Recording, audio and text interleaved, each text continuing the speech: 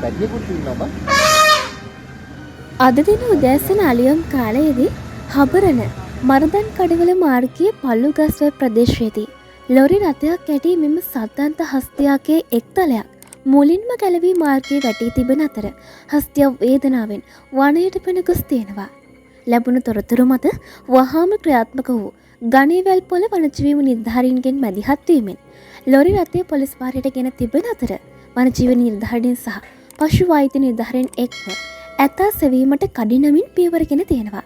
මෙලෙස අනතුරට ලක්ව ඇත්තේ පසුගියදා ගණේවැල් පොළ කුණු කන්දාශ්‍රිතව සහ ප්‍රදේශයේ සැරසරමින් සිටි සුමේද ඇතා බවට සැකමතුවද ඒ කුමන ඇතාදැයි නිශ්චිතවම තවමත් කිව නොහැක. කුමන හස්තිය කුවද සිදුව ඇත්තේ මහත් කනගාටුදායක සිදුවීමක්. හස්තියාට ඉක්මන් සුවය ප්‍රාර්ථනා කරමු.